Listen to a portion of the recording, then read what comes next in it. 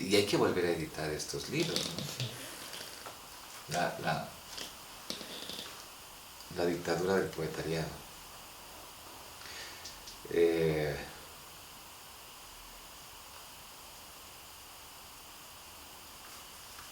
Me acusan de ser poeta, digo en voz alta, el mago de los alfabetos, y si me crucifican, mi letrero correspondiente dirá: de aquí cuelga el rey de los poetas, bravos. Todos lo acusamos de dedicarse a pensar y construir panales de palabras con barro de arcoíris. Luego de mi expiación, la muchedumbre se dirá: pobre hombre, después de todo no fue más que un contumaz escritor. P. Ah, pero les aseguro que resucitaré al tercer verso. La poesía es más poderosa que la vida, por suerte, ¿no? Mucho más poderosa que la vida. Ok, bueno, mi nombre completo es Marco Vinicio Poveda Zambrano. Soy hijo de Marco Vinicio Poveda Barragán, poeta, periodista y mi papá.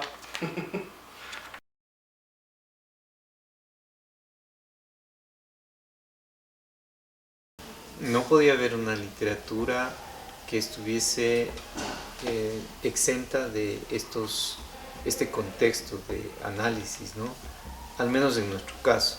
Quién sabe, ahora la gente podría plantearse que la literatura es algo puro, que está por fuera de los aspectos políticos, pero no, en esa época, incluso es una época heroica para los jóvenes en la medida en que muchos murieron.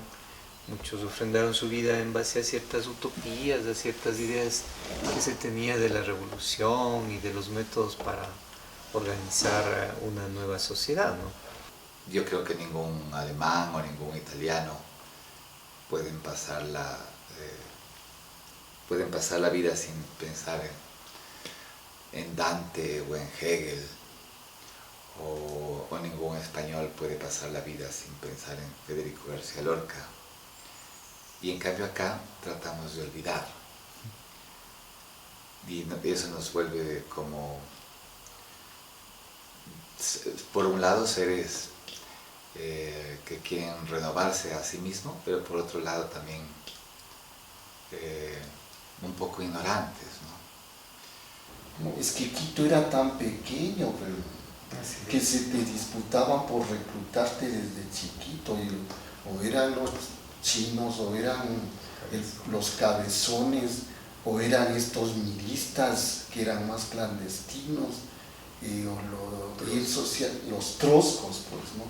Porque por ahí aparece el poeta Poveda. Claro, trotskista. Siento que somos un país a veces muy desconocido, un poco menospreciado. Muchos otros países no nos dan la importancia que tenemos,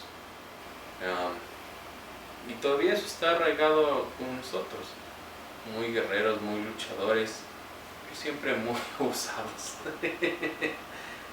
Eso no ha cambiado. Yo le voy a preguntar, ¿usted se acuerda en qué libro de mi papá está ese poema que habla sobre los Restrepo?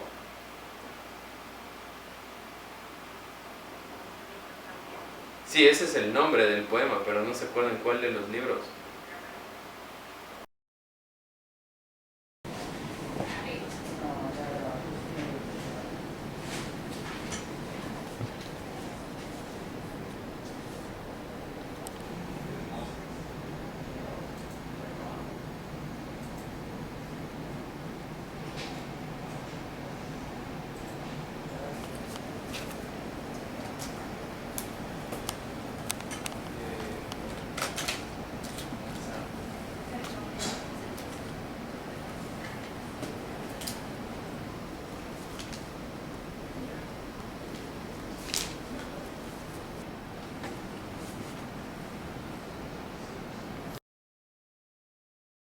Entonces tenían, todos en esa época, en nuestra generación, tenían efluvios de ser guerrilleros, sí, o muchos ser comandantes de la guerrilla.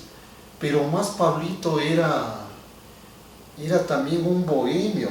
Era un bohemio. Claro. Por eso era amigo de la pedrada zurda también. Un poco la pedrada zurda era una especie de cobertura, de alivio. Se iban a la pedrada zurda como, te diré, un hotel de descanso. Vienen, por ejemplo, los ánsicos en los años 60, vienen grupos vinculados a las culturas urbanas, por ejemplo, la pedrada zurda, psicoseo en Guayaquil.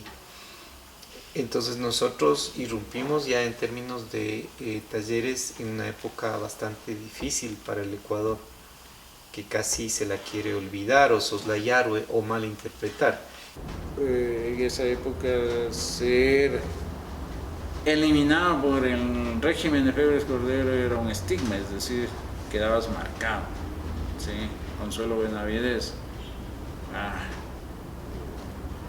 sus familiares, ¿sí? A excepción de sus hermanos y de ciertos hermanos nada más, ¿ya? Nadie más quería saber de la Consuelo. Entonces, por lo tanto, ¿por qué? Porque eres señalado por la sociedad. ¿Sí? ¿Por qué han sido abducidos? Es el término que yo uso en mi libro, La generación abducida. ¿Por qué han sido estigmatizados? ¿Por qué han sido escondidos debajo de la alfombra? ¿Por qué otros oportunistas, logreros, llegaron a partir del oficio de la literatura a ser ministros, a ser funcionarios públicos, burócratas? Eso siempre se ha dado, pero aquí, ¿por qué? ¿Por qué unos han sido puestos sobre el tapete y por qué otros hemos sido puestos bajo la alfombra? Nunca más se volvió a saber de Marco Vinicio como poeta, ¿no? Nadie escribió sobre él, de lo que yo me acuerdo, ¿no? Más que esos artículos. Y también el caso de su temprana muerte no fue muy, a que yo sepa, no fue muy discutido ni tampoco muy analizado por la gente. Hubo como un silencio.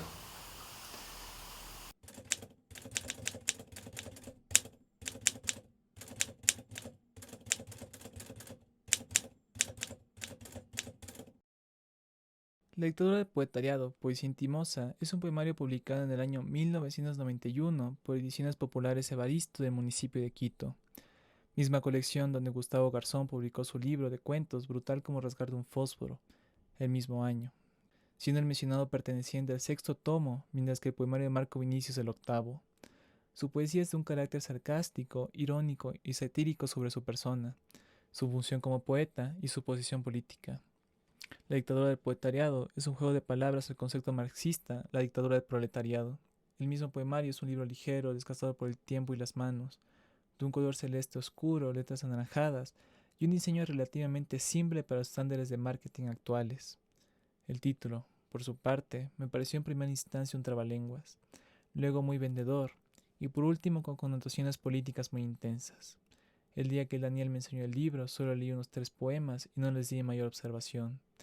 Se supone que teníamos que salir del departamento y no hubiese sabido qué decir al respecto, pero me parecieron correctos, por decir algo.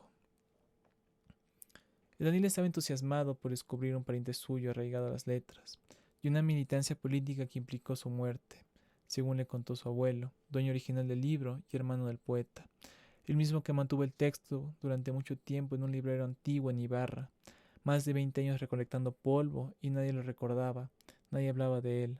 Lo tenían olvidado y solo la aparición de Daniel lo cambió todo, porque en una de sus visitas semanales a la casa de su madre vio el libro y sin pensarlo se lo llevó a su residencia paterna en Quito. Hasta hoy en día lo mantiene consigo, se niega a devolverlo. Años después, ya introducidos en la pandemia, con el Daniel en Argentina estudiando cine y yo en Guayaquil estudiando literatura, volví a tener un segundo e inesperado acercamiento a Marco Vinicio. Esta ocasión se dio dentro de mi clase de literatura ecuatoriana 3, que tenía como docente a la escritora Solange Rodríguez Pape. En este nuevo caso, el encuentro fue a través del libro El taller literario como aprendizaje compartido de Miguel Donoso Pareja, escritor e impulsor de los talleres literarios en Ecuador y México. En el texto se hacía mención de Marco Vinicio como uno de los autores pertenecientes al grupo de poesía de los talleres. Se lo destacó por su habilidad con la rima y juego de palabras. Ese día también fue mi primer encuentro con Gustavo Garzón, el poeta desaparecido. Dentro de los talleres literarios, Garzón se encontraba en el grupo de cuento y consta de forma inscrita que coincidió con Marco Vinicio, algo de cierto modo profético, por el inconcluso final que ambos tuvieron.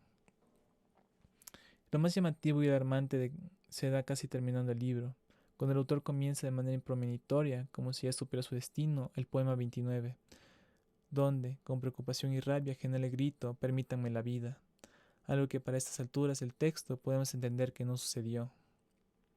Marco Vinicio Poveda Barragán murió en un extraño siniestro vehicular en una vía de Santo Domingo, en octubre de 1992. Estaba viniendo un after party tras haber sido invitado a la inauguración de la Casa de la Cultura Núcleo Santo Domingo. Al momento que ocurrió el accidente, posiblemente se encontraba dentro de un vehículo particular, junto a otros invitados del evento, como el actor Carlos Michelena. Por supuesto, no encontraron al responsable, refiriéndose a Marco Vinicio, y si lo hicieron, no lo condenaron. Es una historia que mientras más se rebusca, más huecos tiene, principalmente por los pequeños detalles e historia político-militante del autor. Todo esto sucedió un año después de la publicación del libro que tanto hemos hablado y durante el último año presidencial de Rodrigo Borja, un tiempo en el que, queramos o no, todavía se sentían las medidas y estragos de la presidencia anterior.